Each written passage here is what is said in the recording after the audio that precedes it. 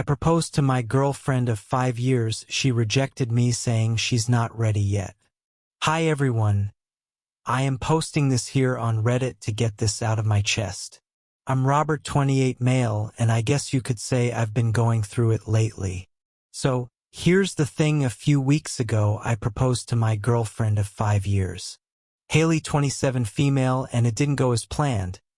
Actually, it went completely sideways, and honestly, I'm still trying to wrap my mind around what happened. Let me start with some background info. Haley and I met through mutual friends at this small cafe. We hit it off right away, same sense of humor, similar life goals, and she was just easy to talk to. Over the years, we built this life together. We talked about everything: marriage, kids, our dream house. Haley would get excited about wedding stuff even when we weren't actively planning anything for it yet. She'd send me links to engagement rings she liked or point out wedding venues when we drove by. It wasn't constant or over the top, but it was clear she wanted that life with me, or so I thought. Fast forward to this year, our 5th anniversary. I figured, okay, it's time to make it official. I started planning the proposal months in advance because I wanted it to be special, not just for her, but for both of us. I'm not great at this romantic stuff, so I got help from my buddies Ryan and Alan. They've been my best friends since college, and they were hyped about the whole thing. We planned everything to the last detail. I booked this resort Haley had mentioned wanting to visit ages ago. It was a little on the pricey side, but I figured it was worth it since I am planning to marry her. Ryan and Alan helped me pick out the ring, a simple classic style, a gold band with a small yet beautiful diamond in the middle because Haley's not into flashy stuff, and we set up this private dinner at the resort with candles, flowers, the whole 9 yards. Here's the part where it gets a little complicated. I didn't just plan a private moment with just us being there, but Haley's friends, Bella and Anna, were in on it too. They were supposed to show up after the proposal with drinks and be part of the celebration. My best buddies were going to be there too. It wasn't a huge crowd, but enough to make it feel special. On the day of the proposal, everything seemed perfect. Haley was in a great mood. We spent the day relaxing, and I was nervous but excited. When it was time for dinner, I got dressed up and tried to keep my cool. Haley looked beautiful, and I couldn't stop thinking about how lucky I was. So we get to the setup. Candles, flowers, soft music playing in the background. I made this little speech about how much she meant to me, and then I got down on one knee.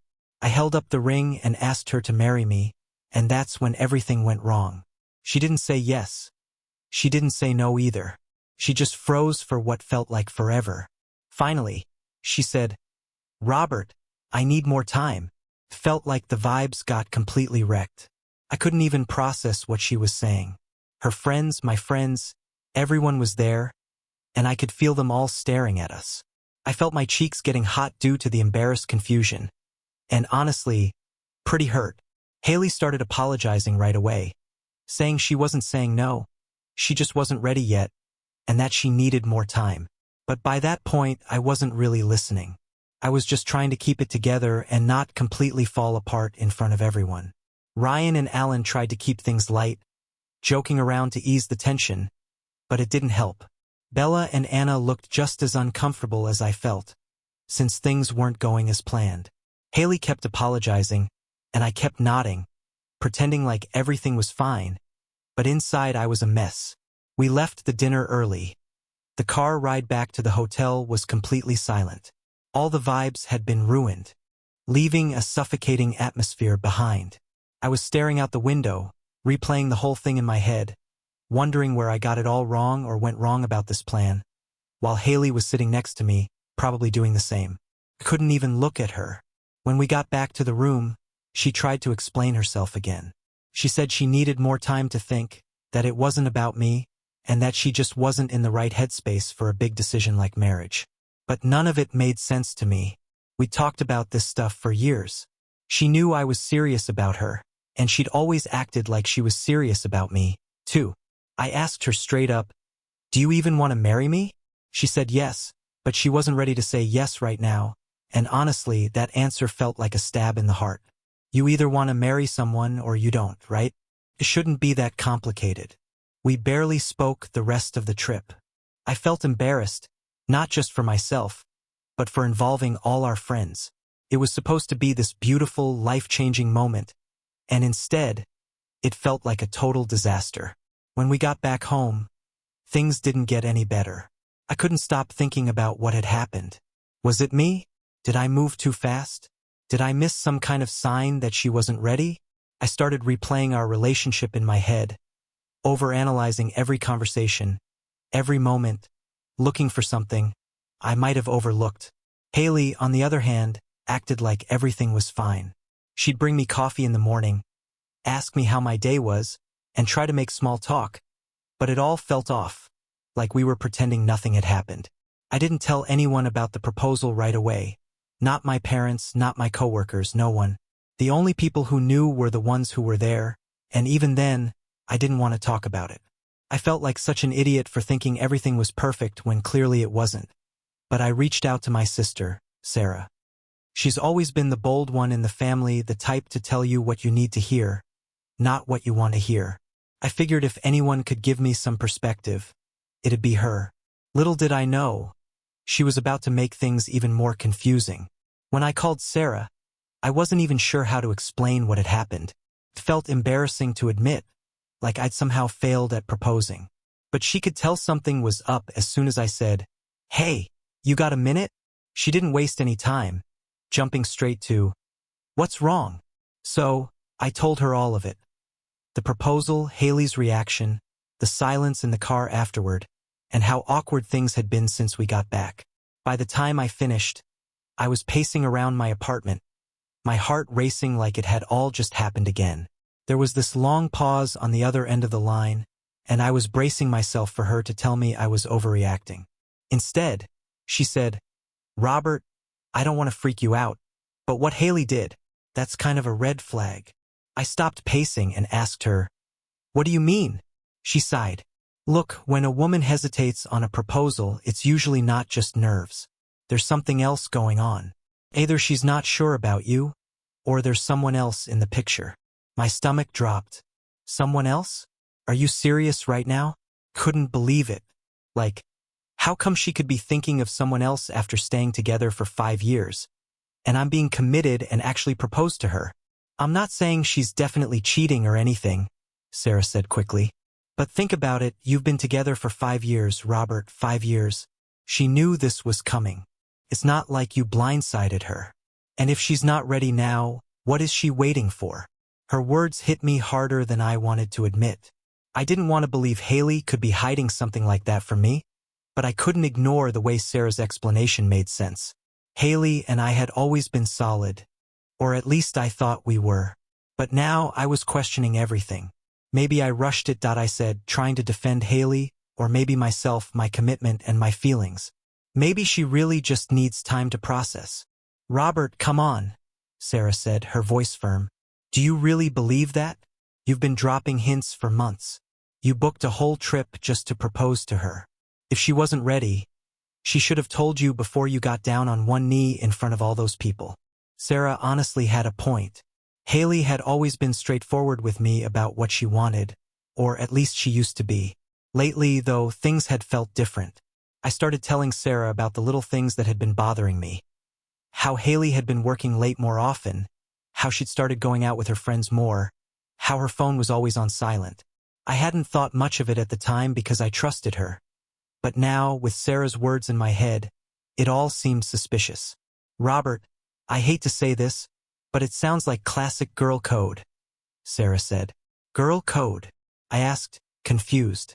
"It's when a girl hesitates because she's keeping her options open for someone better if it comes along," she explained. "She's not ready to commit to you because she's not sure whether you're the only one she wants." I didn't know what to say. The idea of Haley keeping her options open had me going nuts. She wasn't just my girlfriend. She was my best friend, my partner, the person I thought I'd spend the rest of my life with. The thought of her hiding something like that from me made me feel sick. But at the same time, I couldn't just accuse her of something without proof. What if Sarah was wrong? What if Haley really was just overwhelmed or scared? "I don't know, Sarah," I said finally. "It feels wrong to jump to conclusions. I mean, she's never given me a reason not to trust her, has she? Has she, though? Sarah asked. Think about it. Has she been acting differently lately? I thought back to the past few months, the late nights, the weekends away, the guarded phone. It all seems so obvious now. But at the time, I'd brushed it off. I trusted Haley. I truly loved her. I didn't want to believe she was capable of hurting me like that. Maybe, I admitted. But what am I supposed to do? Go through her phone? Spy on her? I feel that would be so stupid. No, Sarah said firmly. That's not who you are, and it's not who you want to be. But you need to pay attention, Robert. If there's something going on, she'll slip up eventually. I didn't want to hear it. I wanted Sarah to tell me I was overthinking everything, that Haley just needed time and everything would be fine. But deep down, I knew she was right. Something was off, and I couldn't ignore it anymore. After we hung up, I sat on the couch, staring at the ring I'd planned to give Haley. It was still in its little velvet box, untouched, the reminder of me failing to marry someone I love. Since that night at the resort, I couldn't believe I actually thought everything was all good when it clearly wasn't. What made it worse was how Haley started watching me, like she was trying to read my mood or figure out what I was thinking. Whenever we were in the same room, I could feel her eyes on me. Sometimes she'd ask if I was okay, but it wasn't in a casual way. It felt loaded, like she was fishing for reassurance of the relationship. At first, I didn't respond much. I was too frustrated and confused to talk about it. But the more she kept trying to gauge my emotions or how I felt, the angrier I got. It wasn't just that she was asking. It was the way she did it, like she already knew she'd hurt me and was looking for a way to make herself feel better about the situation. She dropped these small, almost apologetic comments like, "You've been quiet lately," or, "I feel like we haven't talked much." Once she even said, "I hate that things feel weird between us." I didn't know how to respond to that. Things didn't feel weird. They were weird, and the fact that she kept tiptoeing around it instead of addressing it directly made me feel worse about this whole issue. It was like she wanted me to fix something she'd broken. The next few days were brutal. Haley acted like nothing had happened, like we were fine, but I couldn't stop analyzing every little thing she said or did. When she went out with her friends, I wondered if she was really with them. When she came home late from work, I wondered if she'd really been at the office. I hated myself for thinking that way. Haley had always been so good to me, so supportive and loving, but now every time I looked at her, I saw doubt. The worst part was not knowing if Sarah was right, not knowing if Haley was hiding something, not knowing if I'd ever be able to trust her again. I feel stuck, like I'm living in this limbo where nothing makes sense anymore. I loved Haley, but I can't shake the feeling that something is wrong besides that shitty incident, and the longer it goes on, the more it eats away at me. Tell me, guys, what would you do if you were in my shoes? Speech Balloon Update 1. Thank you all for your comments. I didn't expect this to blow up. Here's what happened lately. I didn't know that things were only going to get more complicated since my last post. A few days after my conversation with Sarah, I couldn't stop thinking about what she said. Girl code sounded like some kind of made-up thing, but Sarah wasn't the type to throw around baseless ideas, and the way she explained it, it stuck in my head like glue. I found myself overanalyzing everything Haley had done over the last few months. I wasn't proud of it, but I couldn't turn it off. Haley, on the other hand, acted like nothing had changed. She was still polite, still affectionate in that casual way. We'd always been with each other, but there was this invisible wall between us now. We didn't talk about the proposal or the trip, and I wasn't about to bring it up. Instead, I started noticing more. She was glued to her phone more than usual, and whenever I'd casually glance her way, she'd lock the screen or flip it face down. It didn't feel right. I started paying attention to the way she'd hesitate before answering certain questions, how she'd keep her explanations short, almost rushed, when I asked how her day was. But even then, I couldn't be sure. I kept telling myself there were other explanations. Maybe she was embarrassed about the proposal. Maybe she was overwhelmed and didn't know how to deal with it. Maybe I was just being paranoid because of what Sarah had planted in my head. Then Sarah flipped the switch. She texted me. I was at work, pretending to focus on emails, but really just staring at my screen, replaying the last few weeks in my head.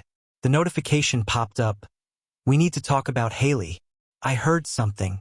My stomach sank. Sarah wasn't one for drama or vague messages, so I knew this wasn't going to be good. I stepped out of the office and called her right away.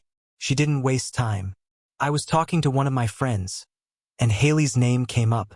Apparently, she's been spending a lot of time with some guy from work. Like a lot.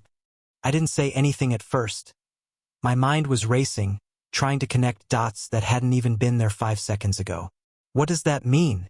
I finally asked. Sarah explained that her friend, who worked in a different department at Haley's company, had mentioned seeing Haley out at lunch with this guy more than a few times. Nothing suspicious on the surface, but Sarah's friend thought it was odd because apparently they looked close. I didn't know what to do with that information. Lunch with a coworker didn't mean anything, right? People go to lunch with coworkers all the time, but Sarah's friend wasn't just some random person. She was reliable and honest. I couldn't shake the feeling that this wasn't just a coincidence, that this was something big. That night, I tried to act normal around Haley, but it felt impossible, as it felt like I was trying to hold on to something that's been shattered to a million pieces, even though it's hurting me from holding it. Every time her phone buzzed, every time she mentioned work, I found myself wondering if she was talking to him, whoever he was. She mentioned a late meeting the next day, and instead of just nodding like I usually did, I felt this tight knot in my stomach. After Haley went to bed, I stayed up thinking about everything Sarah had told me. If I confronted Haley, what was I even going to say? Hey, I heard from my sister's friend that you've been hanging out with some guy from work. Is there something you want to tell me? It sounded ridiculous, like I was grasping at straws, but at the same time, I couldn't ignore it. The next day, I decided to call Sarah again. I needed more context, more details, something concrete to go on. When I asked, she hesitated at first, like she didn't want to make things worse, but eventually, she admitted that her friend had seen Haley and the guy at a coffee shop after work once. And it wasn't just any coffee shop. It was one Haley and I met each other for the very first time and used to go to every weekend. Hearing that she's meeting someone at the place where the both of us met first actually sounded like she's starting a new life without me, and that hit me harder than I expected it to hit. It wasn't proof of anything, but it felt intentional, like the starting small piece of our life together had been used for something else, something that didn't include me. I started questioning every decision I'd made in the past few weeks. Should I have paid more attention? Should I had asked more questions? Maybe Sarah's girl code theory wasn't just some random idea. Maybe it was the explanation I didn't want to believe but couldn't ignore. By the weekend, I felt like I was losing my mind. Haley had been distant all week, but not in an obvious way. She still smiled at me, still asked about my day, but there was this detachment, like she was going through the motions. Sarah texted me again on Sunday. You need to talk to her. If she's hiding something, she's not going to admit it unless you push. But I don't know how to push without crossing a line. I don't want to be the guy who accuses his girlfriend of something without evidence. At the same time, I can't keep pretending like everything is fine. I'm in a tough position, but I feel like soon I will make my decision. I'll keep you guys updated. Update 2. Hey guys, first off, thank you for all the support and advice on my last post. I've spent the past few days trying to process everything, and after considering your perspective, I decided to confront Haley like most of you suggested. But let me tell you what happened before that. After a few days since Sarah sent me that text, I'd had enough. The tension in the apartment was suffocating, and I wasn't going to keep it low. Haley was going through her routines like we were fine, like her brushing off my proposal wasn't the giant red flag that it clearly was. I couldn't pretend anymore, couldn't just sit there like I was okay with being treated as some backup plan while she figured out her life. I'd spent weeks replaying that moment. Me on one knee, pouring my heart out, and her looking at me like I was asking for a favor instead of committing to a future together. It wasn't just about the hesitation. It was about what it meant.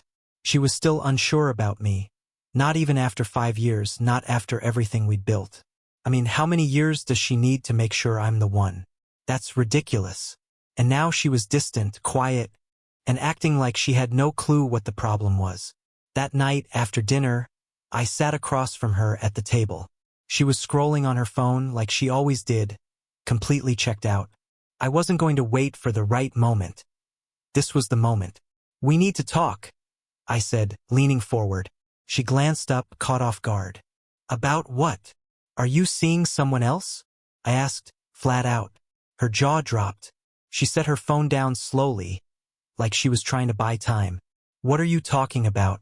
Why would you even ask me that? Because nothing about us feels right anymore, I said, my tone sharp. You've been distant for weeks. You shut me out after the proposal, and now it feels like you're just waiting for something better or someone better. And if that's what's happening, I need to know. Her face hardened. You really think I'd cheat on you? Maybe not outright, I said, folding my arms. But let's not act like this coworker of yours hasn't come up. Sarah told me about the coffee shop. You didn't tell me you were spending time with him. Why is that? Haley let out a sharp breath, like she was trying to keep her composure. Because it's not a big deal, she said. We're working on a project together. That's all it is. Then why hide it? I asked, leaning forward. Why keep it a secret if it's so innocent? I wasn't hiding it, she snapped. I just didn't think you needed to know every detail of my work life. That's not the point, Haley, I said, my voice rising. The point is, you've been acting like I'm the only one fighting for this relationship, and I'm done with it. If this guy isn't a big deal, fine. But you didn't say yes to my proposal. You asked for more time. Do you have any idea how humiliating that was? How it felt to stand there thinking I'd planned this perfect moment, only for you to tell me you weren't ready. I wasn't ready, she said, her voice defensive. And I told you that. It's not because of someone else. It's because I needed to think. Think about what? I demanded. Because from where I'm sitting, it looks like you're thinking about whether or not you even want to be with me. And if that's the case, just say it. Don't string me along while you figure out your life. I'm not stringing you along, she said. I've been trying to sort through everything in my head, but you're blowing this into something it's not. Don't gaslight me, I said, my voice cold. You've been pulling away from me for weeks. And if it's not because of this guy, then what is it? Because I'm tired of the guessing games. Haley stood up, crossing her arms. You want to know why I hesitated? She said. Fine. I hesitated because marriage is a big deal, because it's permanent, and I wasn't sure I was ready to make that commitment. Not because of you, not because of anyone else, because of me. Her words hit me, but they didn't land the way she probably thought they would. I stood up too, meeting her gaze. So what you're saying is, after 5 years, you're still not sure about me. That's not what I'm saying, she said quickly. I love you, Robert, I do. But I wasn't ready for that moment. Well, I said, my tone sharp. And I thought we were on the same page. I wouldn't have asked you if I thought for a second that you didn't feel the same way. Took me only 6 months to be sure about you, but I gave it more time for you to feel ready. But now I'm questioning everything. I'm questioning if you even see a future with me, or if I'm just the guy you're settling for while you figure out your options. Haley's face fell, but I wasn't about to back down. You've made me feel like I'm not enough, I continued. Like I'm just here to fill a void until you decide what you really want. And I can't live like that, Haley. I deserve better. I never meant to make you feel that way, she said quietly. But you did, I said. And now I have to decide if I can even stay in this relationship, knowing that I'm not your first choice. Her eyes widened slightly, and for the first time, I saw real fear in them. Robert, you are my choice. I've just been confused. I cut her off. Yeah, I get it, but here's the thing. I'm not confused. I know what I want. I want someone who's sure about me, someone who doesn't need time to decide if I'm worth committing to. And if you can't be that person, then I don't know what we're doing here. Haley didn't respond. She just stood there, her expression a mix of guilt and frustration. The silence stretched between us, heavy and unrelenting. Finally, I stepped back. I'm going to give you some time to think, I said, but I'm not going to wait forever. If you can't give me a real answer soon, an answer that tells me you're all in, then I'm done with that. I left the room, heading to the bedroom to clear my mind. For the first time in weeks, I felt like I'd taken control of the situation. Whether Haley stayed or not, I wasn't going to keep feeling like a second option. Whatever was going to happen next, it was going to be on my terms. Final update. Hey guys, thought of giving you an update since most of you are asking what I did. Well, honestly, I wasn't proud of how heated things got, but at the same time, I didn't regret saying what I needed to say. For weeks, hell, maybe months, I'd been bottling up all this frustration and confusion. The proposal, the hesitation, her distance afterward, and now this shadow of doubt hovering over us. I couldn't ignore it anymore, and asking her directly about the coworker had been inevitable. The thing that bothered me the most wasn't even her vague answer about him. It was her overall hesitation about us, about marriage, about everything. I wasn't asking her to marry me tomorrow. I just needed to know that we were heading in the same direction. Her saying she wasn't ready felt like she wasn't ready for me. After sitting there for a while, I decided I needed to clear my head. I didn't want to call Sarah. I needed to hear from someone else. So I texted Ryan since he was in on the proposal and knew what happened. Hey, can we talk? Need some advice. Ryan was one of those friends who didn't sugarcoat things, and that's what I needed right now. When he called me a few minutes later, I stepped out onto the balcony to avoid waking Haley, even though I doubted she was sleeping after our fight. I filled him in on everything. Haley's hesitation after the proposal, her recent distance, and the conversation we just had. Ryan let me vent without interrupting, which was exactly what I needed. When I finally finished, he sighed. Robert, I'm going to be honest with you. You're doing the right thing by standing up for yourself. If she's not sure about you after 5 years, that's a problem. I get that marriage is a big step and all, but she should at least want to take that step with you. The fact that she's hesitating, that's not something you can just ignore. I nodded, even though he couldn't see me. Yeah, I know, but it's hard. I don't want to just throw away everything we've built, you know? I get it, he said. But you also don't want to spend years with someone who's not all in. You deserve better than that. I ended the call after having talked with him and walked back into the living room. Haley was still sitting on the couch, clutching a blanket like it was her shield against what was coming. Her phone was still untouched on the table, the light from the TV flickering over her face. She looked up as I walked in, her eyes darting to me nervously. For weeks, I'd been holding back, giving her space, trying to understand her hesitation. But after everything, it was clear I couldn't keep doing this. We need to talk, I said. She nodded, her hands twisting the edge of the blanket. I know, she said softly. I sat down, trying to be reasonable. Haley, I started. I've been patient. I've been giving you time, trying to figure out what's going on with us. But I'm at my limit. You've been distant ever since the proposal. I've tried to understand. I've tried to give you the benefit of the doubt. But it feels like you're not even trying anymore. She didn't say anything, her eyes glued to the blanket in her lap. I need to know, I continued, my voice tightening. Are you in this or not? Because I can't keep waking up every day wondering if you're just waiting for a better option to come along. It's not like that, she said quickly, looking up at me. Then what is it like, Haley? I shot back. Because from where I'm sitting, it feels a hell of a lot like I'm being strung along while you figure out your life, and I can't do that anymore. I won't. Robert, she said. I don't know how to say this. Just say it. I said, my tone sharp. Whatever it is, just say it. For God's sake. I'm done with the games. So, she hit me with it. I've been seeing someone, she admitted, her words barely audible. I froze for a moment. I thought I'd misheard her. But then the weight of her words hit me like a sledgehammer. What? I said. She looked up at me, her eyes filled with guilt and tears. I didn't mean for it to happen, she said quickly. It happened, and I didn't know how to tell you. I didn't want to hurt you, but we have only been talking at that point. At that point, I lost it. There was no way I was taking this calmly. Didn't want to hurt me? I repeated, my voice rising. You didn't want to hurt me, so you decided to sneak around behind my back instead, and playing with me until I kneeled down and propose, only for you to say, I'm not sure? Do you even hear yourself, Haley? I said.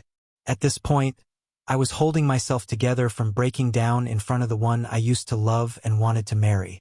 I'm not with him, she said, desperately. I'm not sure about him either. That's the problem. I don't know what I want, Robert. You don't know what you want? I said, standing up abruptly. After 5 years, after everything we've built together, you don't know what you want?